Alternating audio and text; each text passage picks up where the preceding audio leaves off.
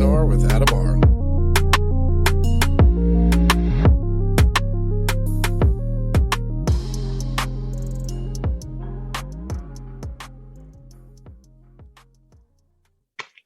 Welcome to 3PNR. I'm your host, Adam R. And on this episode, I have Dana Haynes. How are you doing, Dana? Very well. And how are you doing today? Good, good. Thank you for being on. I appreciate your time. We were just talking briefly about your name, Dana. I like it. Thank you. Thank you. It's actually spelled the same as Dana, the way they do it now, but I pronounce it Dana. I like it better. I've been here longer. So, Dad, again, tell us about your background and what it is you're into. Well, I'm into astrology the most. I'm known as being very accurate, and I've been doing astrology for about 50 years professionally. And I have been involved with the paranormal. I've been involved with UFOs. Actually, Dr. Ellen Hynek was the one who taught me how to tell if it was really a UFO or not. And he told me what he thought of everything that he did. So I've been in all these different areas of business. I've been into ghost busting. I worked with doctors and scientists in the early 70s, where we tried everything paranormal. And we actually looked to see if it was real or not real, from ghost busting to pyramids to strange happenings, and then finally UFOs. So I've been in a lot of the industry of the unknown, and it does work a great deal. I know what I feel in all these different directions. I've been involved with doctors actually scientists from quantum science, and that actually made me realize that the quantum thinking is very much working with astrology, and the quantum thinking is very much into UFOs. And so, I've got a lot of background. I've been on radio and television and had my own shows in 2 different countries, and I've just really enjoyed it. You have a lot of credentials, It's good though, because, as I started doing a podcast, it's going to be a little over 2 months old now. I got involved with the whole concept of the paranormal. I'll be honest, COVID had downtime, so it got me interested again. I was interested as a kid, for me, in my teens and 20s, shoot pool, hang out with friends. I lost it. But since doing this, I find a lot of parallels between ufology, paranormal, quantum theories. There's a lot of parallels. It's undeniable. Positively. I know when Dr. Hynek was teaching me, and it was very briefly, he came up to the group of scientists and doctors that were trying everything in paranormal. And so I got to meet a lot of interesting people, from the Dalai Lama to Miss Dr. Hynek. And so Dr. Hynek and I spent quite a bit of time together. And he told me that he even saw a UFO riding alongside of a plane that he was a passenger in. And he said he was so awed by what he was seeing that he just couldn't speak. He was trying to remember everything, because it was so close. And he said, I never reported anywhere saying that I had seen a UFO that close. And he said, only because of working with the government, the US government, he got very disappointed, because every time he had to say anything, he said, it always made me say it was either swamp gas or Venus over the horizon or some weather balloon. And he said, none of that was true. Yeah. He said there were a lot of good, solid reportings. And when they wrote the Blue Book, which he was very much a part of, he said, I feel it was a waste of pages. He's the gold standard for the subject too. It's a big name. You can't not research this and not see his name. He had a change of heart later on, yeah? What, UFOs? He became more of an advocate really. for him, I believe. I'm sorry? He became more of an advocate for UFO research. Oh, well, he was. He was actually, when I was talking to him, he had written his first book, and he said that he wanted me to read the book just to know, what he thought was happening. But he was very much into researching UFOs. He really believed in them. And he always said that he would go out with one of the comets in life when he died, and he did. Huh. Did he describe the UFO he saw on a plane in detail or no? No, he just said it was huge, and it was riding right alongside the airplane. And then all of a sudden it shot off and it went up higher, and then we couldn't see it anymore. Yeah, it's almost like they were saying, "Hey, we know we've been hearing your reports. Here we are." Right? Yeah, hello. So, guess what? Yeah, that's tough on him too, because in that era, he was a government's guy to debunk these things to lessen hysteria. Yes, but he realized it was more about not being truthful from the government. Yeah. They just put everything down from Roswell on. They just it went really, really quiet. And he said, and that brought me up to say to him, "Did you see the bodies that they got from Roswell?" He said, "Yes." Huh. He said one of them was alive, the other one was on his way to dying, and there was a couple of others. I think there was 4 or 5. But he said he did see them. They actually, it's not that they're on ice, but they're on something that they have the bodies. So to keep them preserved, right? Like probably like a cool chamber or something of that nature. Positively. Are they in touch with them? It's so hard to say, because in many ways, I think they're in touch with them all over the world, by the way. I heard that Russia has a city of aliens. And I don't know if that's for real, but one of the government officials was on a hot mic, and he didn't realize it here in this country. And he said, "Oh, we've got a whole bunch of them." It was a crash, and they survived, and they made a little city. Man, in Russia. One of the bigger things where it is. Yeah, one of the bigger things people always drive, I mean, their question is, and for them to cast doubt, is they say, well, how are these highly intelligent, very advanced craft crashing? Well, my answer is, when you have our atmosphere and lightning, I mean, look, it doesn't matter how great your technology is. Mother Nature is going to be a step ahead, period.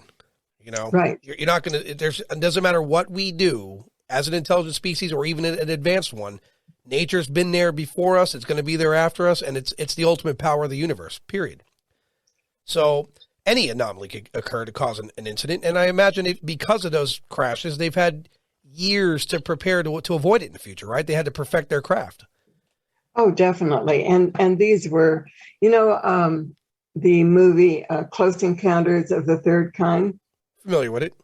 In the ending where the big mothership comes down and the little people come out, I worked with Carlo Rambaldi, and he was the designer of all these little people.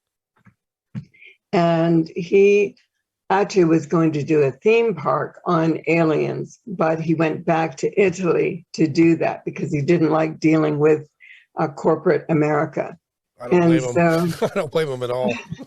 Cannot stand that, right? And so it's where Carlo ended up. I don't know whether he got the theme park working or not, because we lost touch with each other over the years.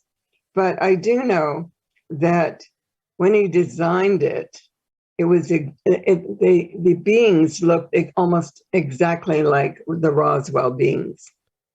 That's remarkable. I'd go to that theme park in a heartbeat. I wouldn't even think about it. Yeah, I would love to have gone to. We were actually going to do a dome. I was going to base it on astrology, and we had it all designed, and he was going to put it in. but he passed away too quick. So I'm not sure that he got a lot going, but I saw all the drawings and I loved all the creatures that he drew. And I thought, they might actually exist. It was so interesting. I can't doubt that something exists, right? I mean, for a long time, even I played the skeptic role because I was one of those people where it's either on a table or it's in a cage, right? Right. And you watch the videos from the government that they released, right, for the fighter pilots. You can't deny it. That's undeniable. That's undeniable, and that built my relationship again with the subject, which is why I ultimately got involved with what I'm doing now. So I'm going to do a documentary. That's the goal. And that would be interesting. Yeah, I was down in Destin, Florida, back in let's see, probably the 70s again. And so I had been out to dinner, and this was a club that was fairly well known in the area, and had a lot of Air Force guys. And we got talking, of course. And so what happened is they started telling me what they saw while they were up in their planes. And they had so many interesting stories on UFOs. So it's been around a long, long time. Even though Roswell happened even further back, it's just that these guys were seeing them on a pretty regular basis, and they were told to shut up. That's happening now. They're seeing them pretty regularly now, right? Just not all the footage and not all the it's not declassified, I guess I should say, right? So it's not privy to the public. No. And the thing is that a lot of our airplanes today, the really new things that are in the in the Marines with all those aircrafts, I mean, they look like they could be a UFO. So many of them have that triangular shape. Yeah. When I first started seeing the B-12 and the F-117 as a kid, I remember even then thinking like, well, that makes sense what people are reporting, right? But right, those craft we have, as silent as they are as approach, but upon pass, you could hear them, right? They are disrupting the air around them. They're breaking, what I mean? Definitely. So some of the things that are silent being reported, those are still the mystery behind it all. And I say this a lot too. I've said it on the show a lot. When people are, there's another discrepancy. We're like, well, no one's ever giving an accurate depiction of these things. Well, it's like our cars. Every car has its own purpose. Buses, trucks, trains. It's not going to be the same thing. Same for them. Each one of the things, whatever they're using, has a purpose. Definitely, and we see it constantly, even in other things, such as whatever Elon Musk is doing. Yeah, he's ahead of the game. So where does he get all of his information? I don't know. I don't know him. We all have computers, right? Our brains are computers at the end of the day. His just operates at a higher level. Definitely, or a very fast level. Yeah, I mean, I'd said this too on previous podcasts. Is like in the past when people reported the gray aliens and they're like, oh, they're speaking telepathically. Well, then that's what we thought then. But then you have something like Bluetooth comes around where he's speaking through, the air. And then what now, even further into science, we have Elon talking about putting Neuralink in a chip. And you could basically communicate with someone with almost no words inside your head. No, nothing physical. So This is new technology to us. It might be technology they had long ago. Well, it's interesting because we think we're so slow on one hand and then so far ahead on the other. It's all about quantum scientists think that you can go backwards and forwards in different time zones. So it's where if you go forward, what do you see? If you go backward, what do you see? Yeah. I've studied all kinds of ancient civilizations, and especially in Lemuria, and it was called Mu for short, but also Atlantis. And who knows if there were further ancient civilizations, because we can only go back so far, right? As we know in the generations that have existed, since Atlantis, at least. But I do know they did exist. I do know those civilizations did exist, and That's a whole other story. Yeah, But if you listen to Graham Hancock, and his argument about civilizations prior to us, it's not only compelling, but it makes sense. It holds weight. makes sense. And I talk about this with the paranormal people I speak to all the time. Like, when you're dealing with ghosts, you don't realize how many things have lived on this planet long before us, and their energy's still around. Because essentially, a ghost is an energy source from our body. It's our soul, right? Well, we'll straighten out one thing with the soul first. Sure. A lot of people, one quantum scientist who was also one of the top teachers here in Los Angeles, she had studied, and when she was in her 90s, she spoke to me and she said, because we became good friends. And so she said, Dana, she said, all these doctors and scientists go around looking for the soul. They don't know where the soul is. And she said, the soul is on the outside of the body. So is the mind. Huh.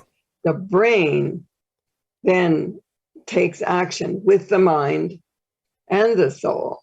And then it operates on whatever level you're operating on. And so when people say they see lights, they do see lights. It's where we're an energy source, but we're a soul on the outside. I met one man who, when I was doing a radio show, he said, oh my God, he said, your soul energy is so huge. And I'm saying, I said to him, like, what? Well, he looks about 3 feet either side of me. And he said, that's how much you project. And I said, well, that's interesting. But he said, I actually want to hug you because I want to feel that energy. And he did. But the thing is, he could see that it was a soul. We're not talking about color or anything. He could actually see the soul. Oh. But in the quantum energy, it's where the doctor that I worked with, which was Dr. Valerie Hunt, and she was very highly regarded, written up quite a bit. And she told me so much about what happens to us. And so our energy lives on, obviously. When we die, the energy does not die. Doesn't matter whether you're a good or a bad person in your lifetime. There's so many being projected as evil today. And so it's where your energy lives on. So when my son died, young, and when he died, when I knew Valerie Hunt, he came back because she had worked with him a bit when he was ill. And he went to her home with that new energy that he's got. And he said, just tell my mother I'm just an arc of light away. That makes sense when you think about it's definitely where interesting. Energies go. And if they can walk through, and we don't necessarily walk through them unless we're particularly psychic or very aware, they can walk through in an instant, depending on what they're doing in that lifetime. Right. It's one, sorry about your son. Oh, that's okay. Two, I know he's around. yeah, it's a painful effect for anyone to lose a child. Mm-hmm. The other thing though is the energy. That's, again, it's when I talk to the paranormal investigators, when I talk to the parapsychologists, it's consistent across the board that it's some sort of energy, period. Right. Right. And I've heard a lot of different theories. But when I say theories, I have to say the individual theory, but so far there's consistency in what it is people think it is. It's definitely an energy source. I don't know that I've ever heard about it being on the exterior. That's makes me think about when I hear people say they could see your aura, right? Right. But you do emit color because you're in energy. Right. And then we are to not only more, but we're chemically made too, right? So that energy can be mixed. It makes sense. Mm-hmm. And actually, when you learn more about your body and you realize it's just a mechanism to use, and you've got a certain shape and everything. So if you get out of shape, well, then you can actually heal yourself. if you think about it. Yeah, that's what I'm interested in learning about. Yeah. The power of the mind. Heal.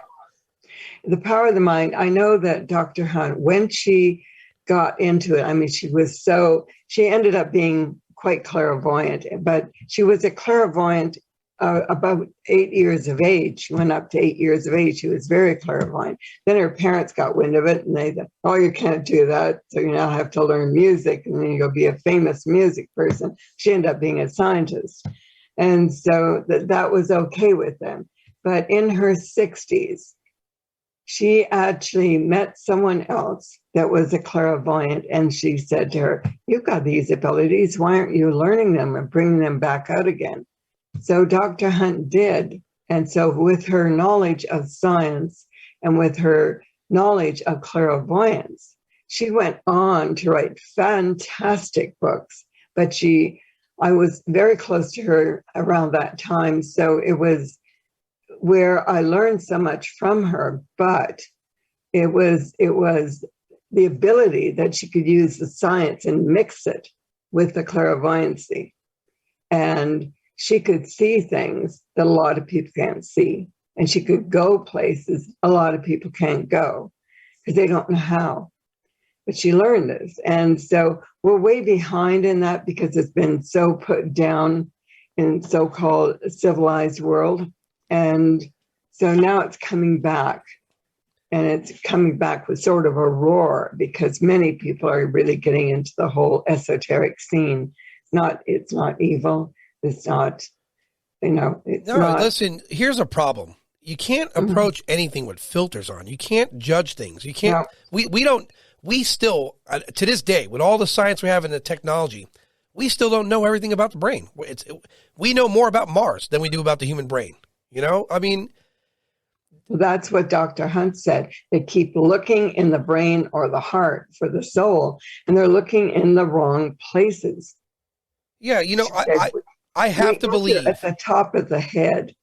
We enter into the body at the top of the head, and it's just a minute little. If I could show you, it's just like a minute little eighth of an inch, maybe less, where we enter into the body.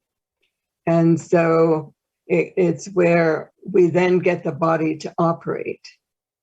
Oh. And then the body moves and does what it's told to do. So it's where, we make the body that we own. It makes sense. I mean, look, I notice to a certainty, here's how powerful the mind is, because I'm guilty of this. If I feel something's off, before it might be something as simple like my legs bother me, and I will overanalyze it. And by the end of the night, I have every disease you can name that has something to do with autoimmune, right? Because that's how my brain is. It just won't let it rest. I need an answer. I got to analyze. I got to die, and before you know it, I'm going back to the University of Google and I'm researching everything I probably shouldn't be researching. And you could literally feel physical issues because your brain is running rampant. Because we got to keep in mind. Yeah, your brain it's connected to your whole body, and it's sending commands to that part of the body. We'll feel this more. He's thinking this is there. Let's make, you know what I mean? So the healing aspect, I have to believe that you could heal with the mind. I would like to learn that. For me, that's important. I need to learn that. Yeah, and a lot of it has to do with meditation. A lot of it has to do with prayer. A lot of it, because you have to get into that singular mode, where you're quiet and you open up yourself to the universe. And so when you do, you don't have to let negative things enter, because there is negative stuff out there. Right. But that's because, it's because people don't realize that when we get upset, what we're going to talk about today, like the world is so upset about COVID and the flu and all that stuff, which is garbage as far as I'm concerned. And so it as an astrologer, I don't see it other than control of people. Right. So now we're going to go to the energy. So the energy is negative because you might get sick. Well, next thing you know, you're coughing or sneezing, or you might just have a plain old cold or something, but you're going to sneeze and cough and think, oh my God, I've got COVID, which is just a regular flu anyway.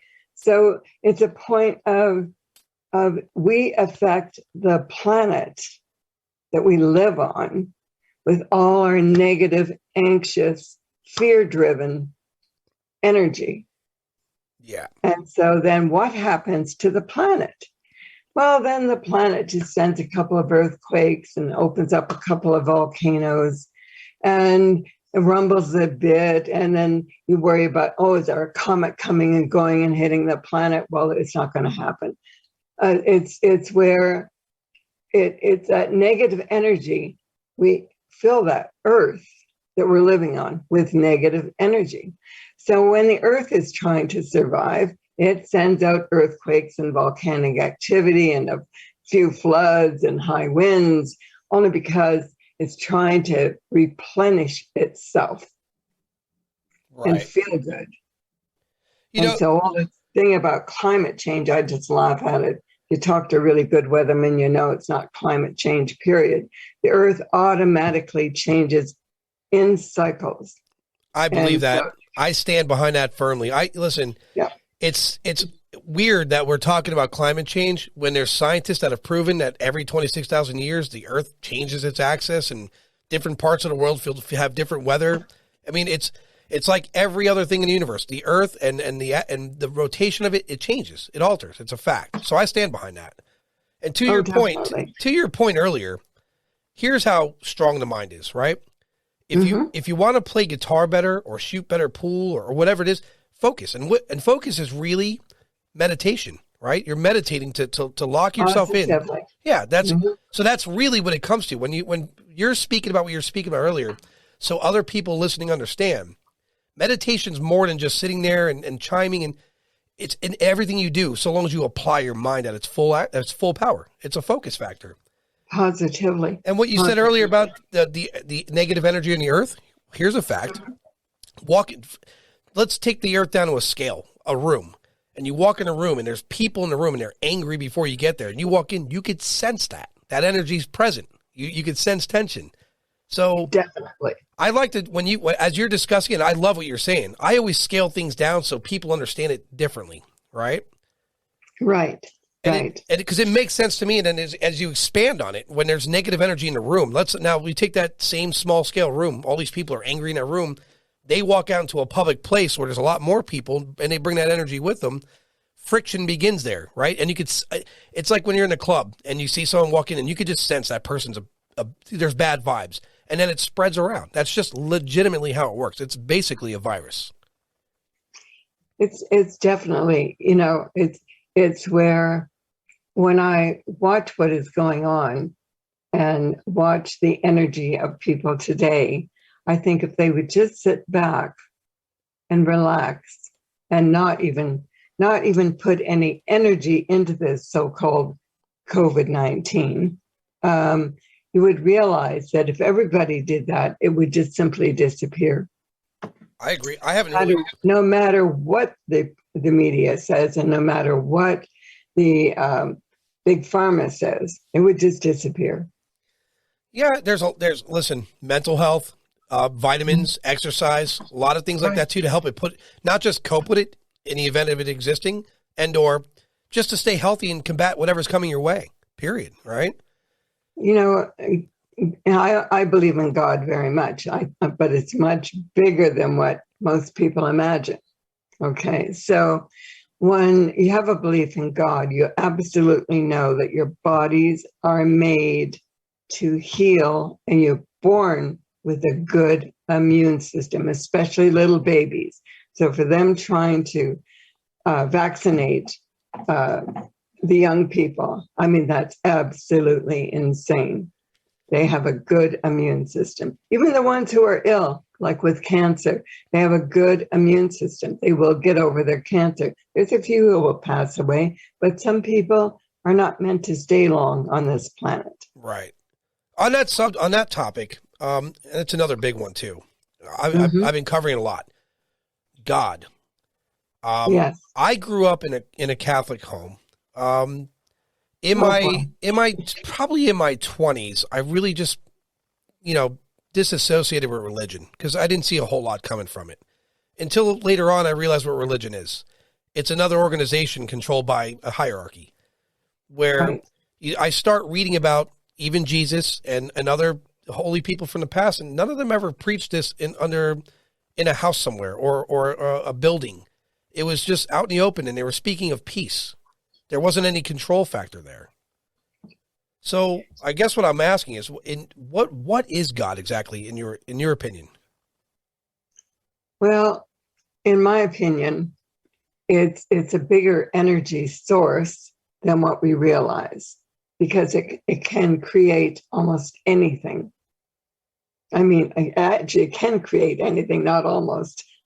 Right. So it's an energy source, and we're a part of it. And he said that he made us in his image. Well, then it says to you, well, who was God? What does he look like?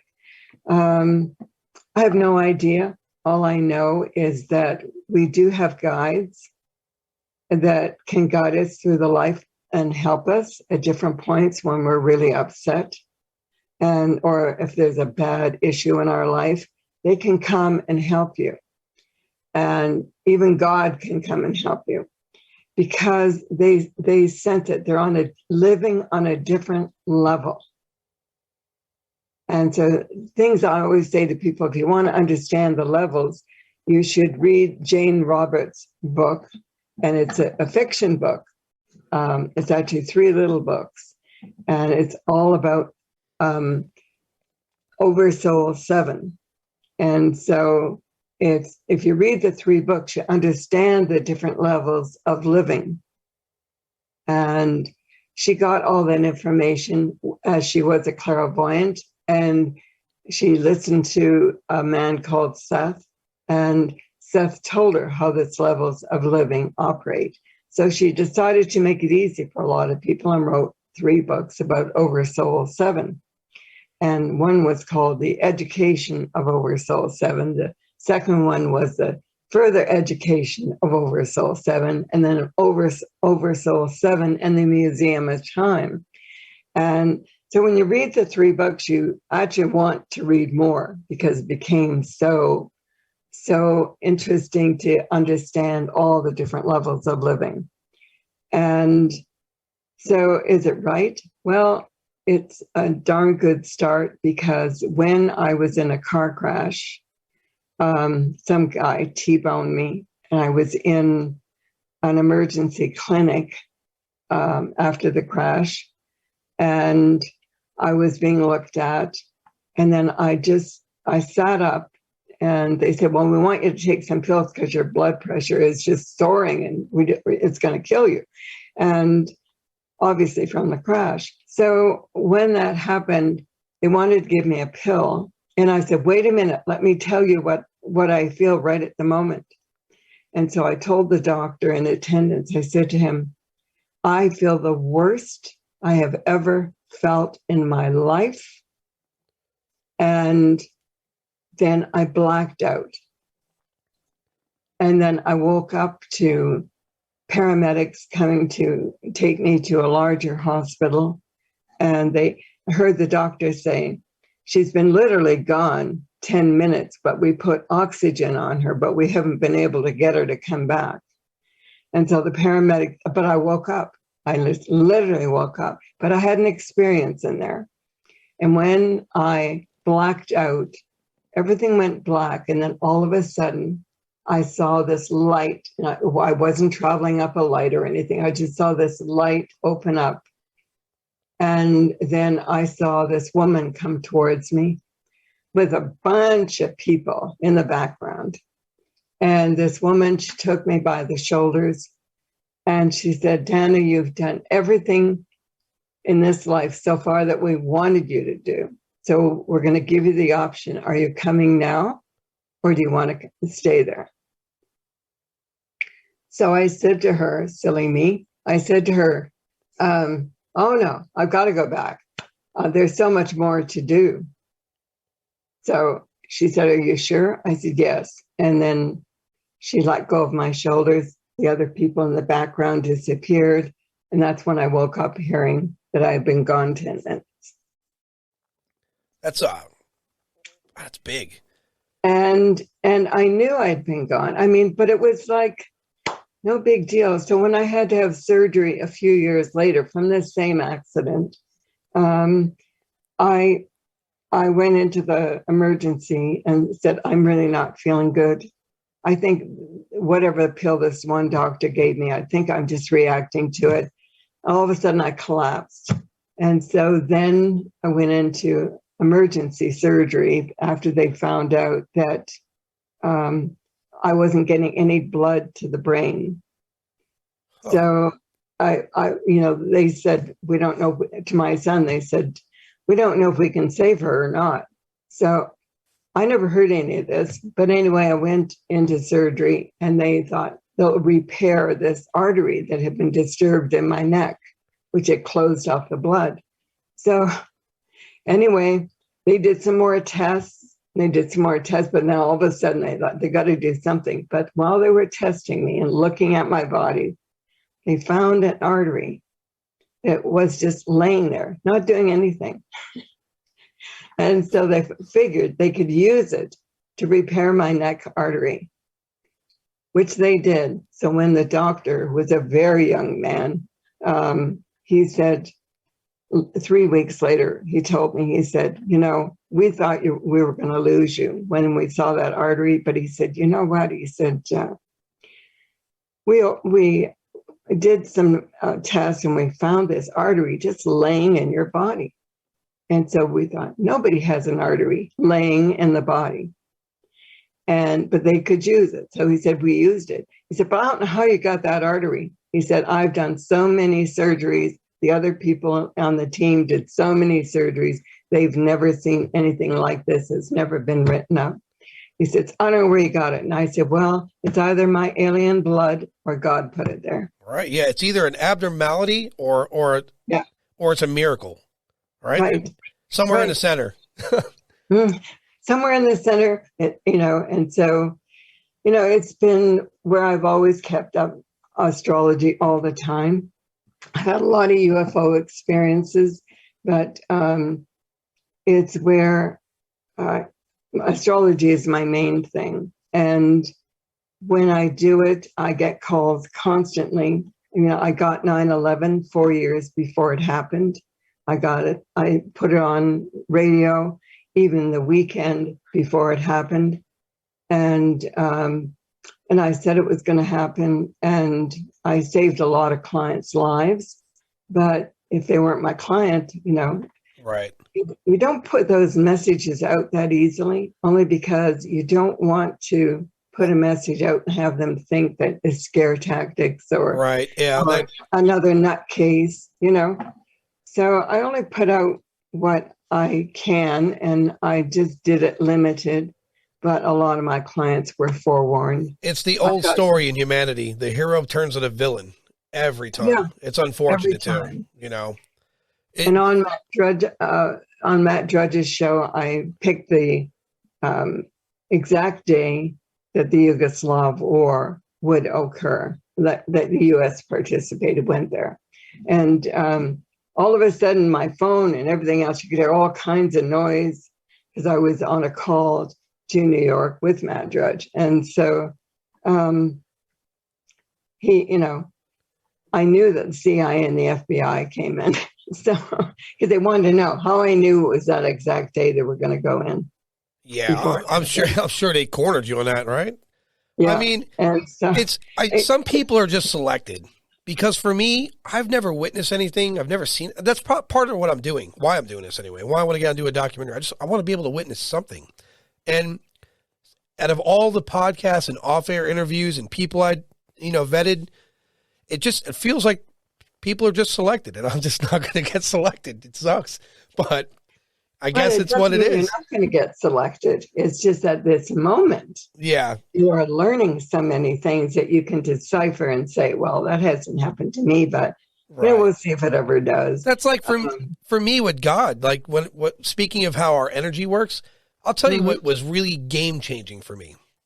Seeing the cosmic web as we were, and I understand that we're not seeing this from a real camera up close, but we are taking photos of this. And when you see this large web, all these universes and galaxies all connected, it made me, and maybe this is my childhood imagination, but I imagine a large spider weaving this web and caring for all these different, galaxies and planets. And so I was led to believe that it's not so much the word God, than there is a greater force, a greater power, a greater energy.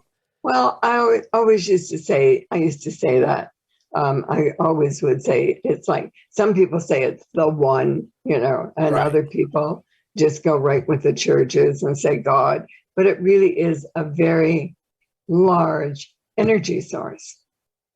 It makes sense, especially if you look at when you view the images that we're discovering of the cosmic web and dark matter, it really makes everything's connected. Everything is connected. So that we could see, well, at least to the furthest we can see, right? Right. And I don't want to be one of these jerks too, that when I perish and I do meet the higher maker, because I know me. I'm like, all right, well, where did you come from? Well, then he'll tell you. Yeah, it's never ending with me, right? Like, all right, well, that's great. I'm glad to meet you. Where'd you come from? Actually, you won't, because when you pass away, whenever you pass away, it will be that you're going to go to a spot where you exactly know where you are. Right. I've heard that. And it's where so many people think that, oh my God, this is, I've heard so many stories, and actually one woman passed away, and she didn't have very many psychic images. She passed away in I think about her 80th year. And she went to a funeral, and she was visiting the funeral of her daughter-in-law's mother. So anyway, she was sitting in the back of the room because she got there late in the church. And so she's sitting in the back of the room. And all of a sudden, as she's looking around, she sees the mother, who is supposedly in the coffin, right, standing to one side of the church and watching everything going on. All of a sudden, the mother looks at her, and she came over and sat beside her. Huh. So now she's got this dead woman that's sitting beside her, who was watching her own funeral. So she got up to her car, and the woman came with her. And she walked into her apartment, and the woman was still with her. And then as she walked into her apartment, all of the close relatives and friends of this woman who passed away were having a party greeting her. And the woman who saw all this, she said, I haven't had many psychic experiences, and I don't really call this one a psychic experience, but she said they were still partying when I went to bed at 1 o'clock. Oh, man. So a lot of people do party as soon as they pass over. It just depends, what's happening. Yeah, because part of your energy is just who you are, right? Right. Like, on that being said, I feel really bad for my relatives because I'm a prankster, so my bad. In advance, sorry. But maybe they're going to prank you on the other side. Yeah, it's really like I won't go into details because they don't know. But the same can be said. I've spoken to some detectives on the show, homicide detectives. I've spoken to paranormal guys, right. And there's a case where I was speaking with one detective about a serial killer and how his demeanor altered itself from 1 second, like a normal guy for 1 minute, to stone cold killer the next second. You got to understand those energies are going over too. And a lot of these paranormal investigators, when they find these dark energies, I always say this. If you open a gateway for someone to see you, like there's a dark energy there, and you make it aware that that they're there, you've opened Pandora's box in a way, right? Because now they want the attention. And I think that explains a lot of the darker energy or incidences that are happening. Because again, these are who you were here is who you are there. And whether you decide to move on from here or not is the difference. And me, I'm nostalgic, so I'm going to hang around behind. I'm going to bother people, unfortunately. So it's just my nature. However, if you're staying around all the negative, then you don't want to be here. Right. And so it's a point of, they have a place where they go as well. I'm not sure where that is. Right. Because it's all about learning to be better. And if you don't learn, I think there's probably a time, I would imagine there is a time limit that, okay, I've had enough of you. You never learned and you've been this many lifetimes, forget it. Yeah, your existence erased. And you get erased. I mean, you can put out a light, you can put out an energy. So I think if they don't learn, maybe there is a hell, maybe there isn't. Maybe Satan is around, but it sure seems like he is. It's just that right now, people have to watch what they're feeling and thinking. Right. Because they don't want to buy into the negative. I don't care how much they're hurting. You know, young children who are very ill, they always have they always have a good attitude. Because they do see things in their young age. They do see other energies.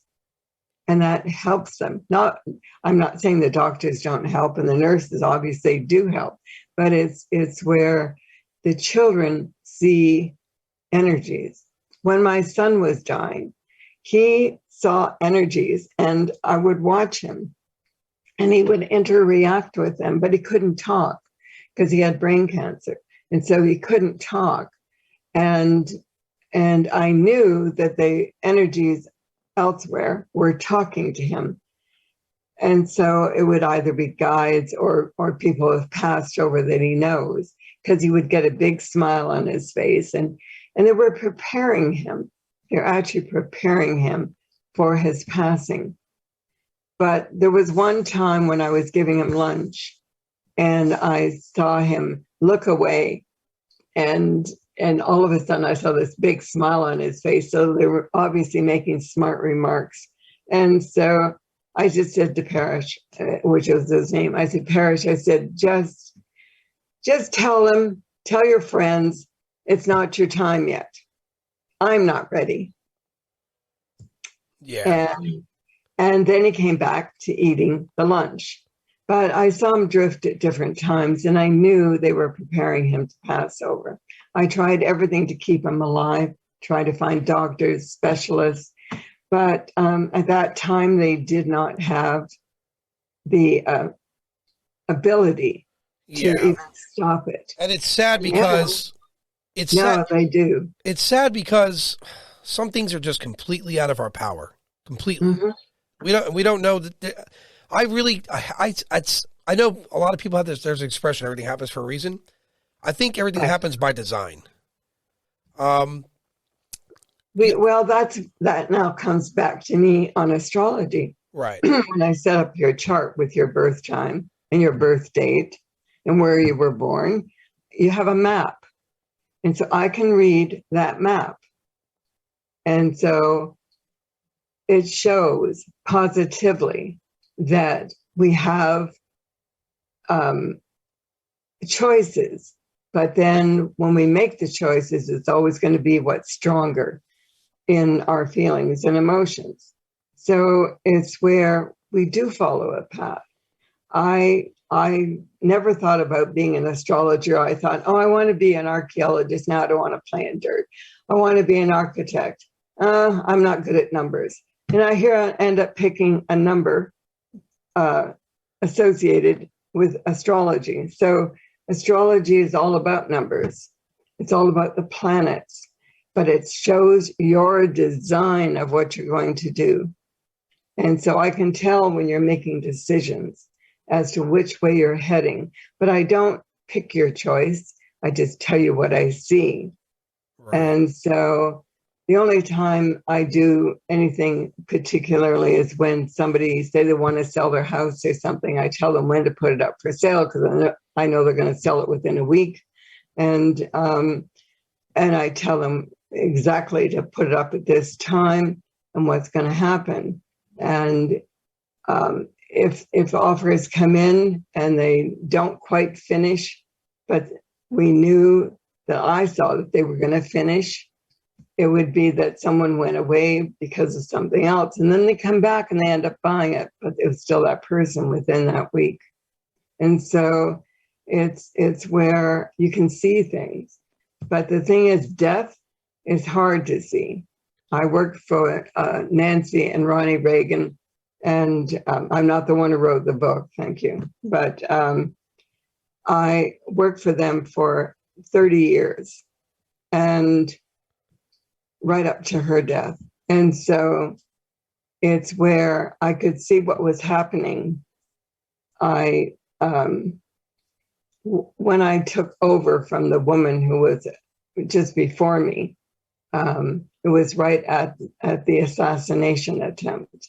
But I had worked for her for a year and a half before, but not seriously, would just be a phone call quick and nothing much. So I had their charts. But when he was shot, she phoned me, interrupted a radio show that I was doing, and I had my engineer keep going, and I took her call, and she was so worried that he was going to die. And I said, he's not going to die. He's not going to have another assassination attempt. And he is positively going to live to old age.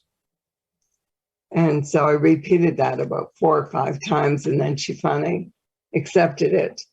And then after that, I became her astrologer. Why didn't the other astrologers see the assassination attempt? I have no idea. I mean, their math could have been off. You know, look, when it comes to astrology, again, I reference back to that cosmic web. Everything's connected. And so when you say, you know, paths are chosen, I could buy that, because again, just by the connections of everything in the universe that we can see, it would make sense that there's some charts there that are pre-existing. You know, the scientists are very good at putting astrology down, but however, we were there before the astronomers actually brought in astronomy through astrology. That's why the churches got angry and threw us out. But the thing is that the scientists, all they do is theorize. Yeah. That's all they do. And they try to accuse us of theorizing. And I thought, well, then we're in the same boat, aren't we? But the thing is, I can actually see what will occur.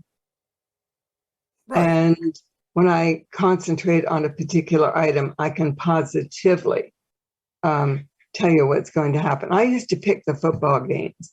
I used to pick boxing matches. And careful. People start looking you up right after the show. Well, the thing is that I was right on the money. And it started in a game in Toronto, and other astrologers years later started coming to me to find out how to pick it out. And I said, well, it was so easy. There was an old astrology book way back when that tells you how to do it. And so I followed that book, and I learned my lessons, and I could pick the games. I could pick the matches. I don't care what game it was, hockey or basketball, or it doesn't matter. You can tell who's going to win. If there are certain rules you have to learn. If there's a certain degree, meaning numbers, there's a certain degree, you don't make a judgment call. It could go either way. I only had one of those. And but I didn't judge it because I knew I shouldn't judge it. And I tried to judge it behind the scenes, like not tell anybody. And I thought, you know what?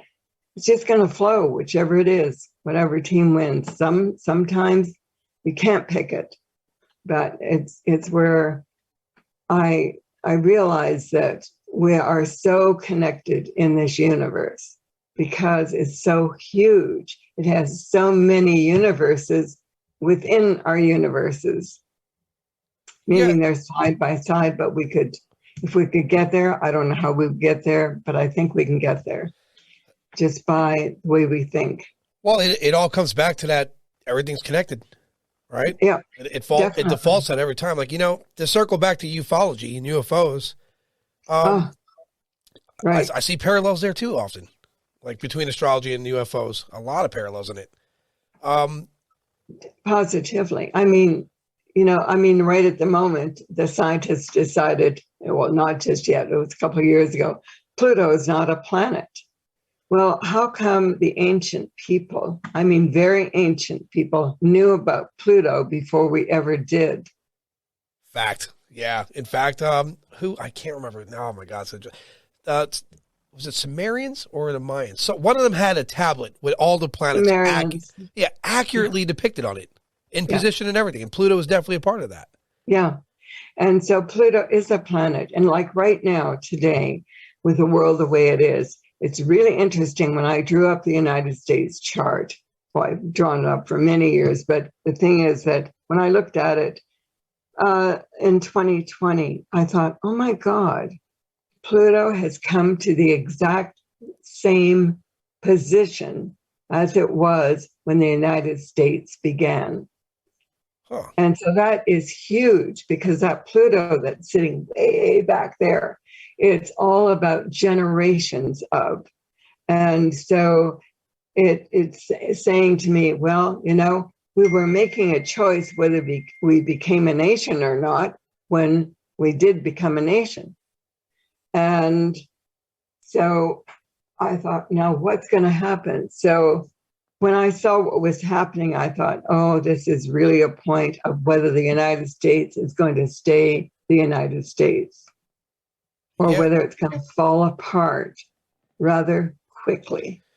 Well, fingers crossed we get some things figured out and we remain, right? I think this, you know, they say it's about good and evil. In many ways it is, because the men who are pushing depopulation, I mean, in my astrology chart for the United States, Neptune is ruled by it rules the Democrats.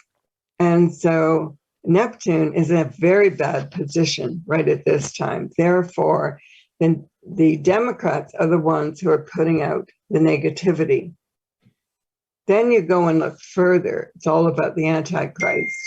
So you keep going and you keep delving. And so Neptune is the one that is really creating a lot of issues at this time. But Pluto's sitting there, the very wise one, the very old one. And it's saying, you know what, you may not win, because it's reeking of socialism and communism from Neptune. And so the Democrats are ruled by it. So obviously they are the ones pushing it. So it's a point I'm looking at it and saying, you know, something has to be done very quickly. And I've actually put timing to it, which I'm not going to say here, because I say it to the people who need to hear it. Yeah, it's definitely something I'm going to look into, because I personally never looked at astrology. I don't, you know, I'm going to have to sit down one day and take a peek at it, or attempt to learn it anyway. Well, you have to really use the very old books, because the new ones are not much good. They're more into entertainment astrology. And then some of them are trying to teach you, I think probably a book in the 1960s would be the last one that I'd even recommend. Otherwise, I go way back. The older the book, the more I enjoy it. I learned even more by always doing the old books. And so if you want to learn, there are ways you can learn. But even just read the older books, because they give you more. Yeah, I'll definitely look into them. Before we close tonight, mm-hmm. What do you think's going to come? Like, I guess, let me phrase this the best way I can. When are we going to know about extraterrestrial life? Like, what? I mean, I guess there are factors. One, humanity doesn't get along with humanity right now. We're still racist. Blows me away that we are. It still exists. We still have other divisions, like, you know, politics and religion. These are big flags for for a major advanced technology to reach out to us, right? But eventually they're going to have to reach out, or not. I don't know. I mean, there's some floating theories about what they are, right? Because we are at a long, in my opinion, we're being observed for a long time. We're being studied. I think we've been studied since the very beginning. I agree. That I agree with. I think, because, you know, my theory on the alien life is that they're advanced life forms, that they're actually advanced robots with their consciousness uploaded to or biological robots anyway. Whatever they may be, it would make sense that they're watching us long term. We are pretty interesting, no doubt. There's every kind of entertaining channel on this planet they could tune into. But I would wonder if at some point, do you believe that they're going to come here? We're going to have communication. I think they're already here, but I think that they're trying to, I hate to use this word, but wake people up, only because mankind has gone through how many generations of having a great country, and then suddenly it's gone. Well, yeah, and that's a great country, and suddenly it's gone. And then it's all about the people interacting. They always want more. They always want power. They always get greedy.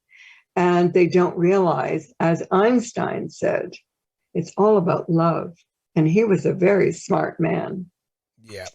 And so they're trying to show us that we should start getting along, that we should start behaving and not being so desirous of owning the world, because we're not going to own it.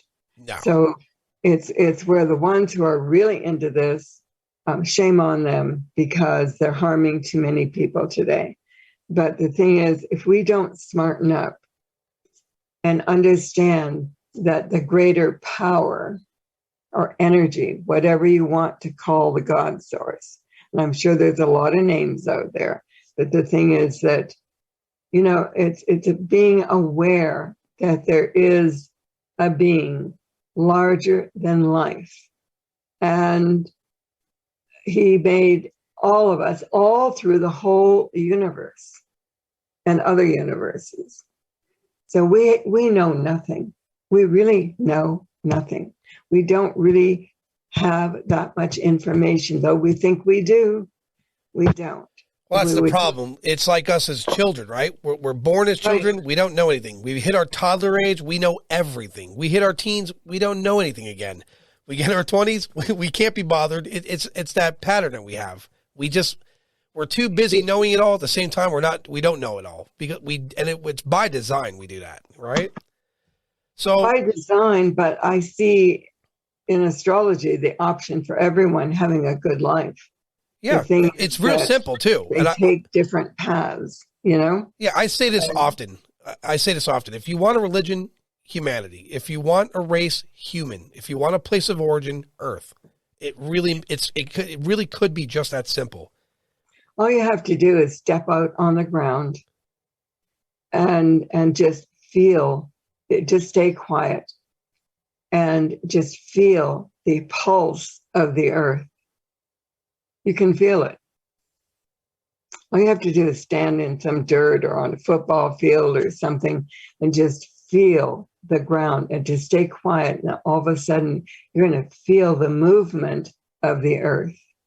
Yeah, it's a shame, because today we're trapped in instant gratification, 30-second videos or whatever. Oh, yes. And we want instant everything. That requires patience to go out there and feel nature, feel the world. That requires patience. Positively. But it's not really big patience. I mean, if you just start. It's enough to put your phone down, go to the beach. Like for me, I live by the beach. Put your phone down, go to the beach. Instead of taking a picture of the beach, just sit there and absorb it. Right. I mean, it for me, once upon a time, it was that easy, because I would take the time to go relax somewhere by the beach or hang out before being around my friends. Just have that moment of peace. But that's where you also begin, if you want to, then as you're looking at that ocean or whatever, it's a point of saying, I would really like to hear more or see more. And then besides feeling the earth, then suddenly you open yourself up to what we call awareness or psychic ability or whatever you want to call it. You just get that feeling, like when you have your instinct, I shouldn't do that. And that's really the beginnings that you do have that ability to become stronger in the awareness factor.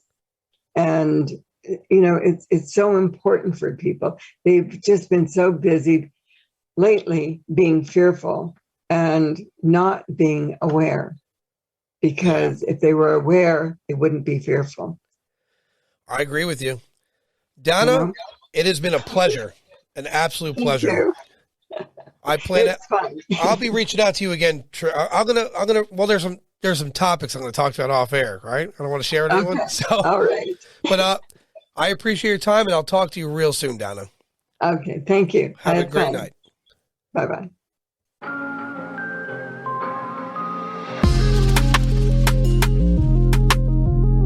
This is 3PNR with Adam R.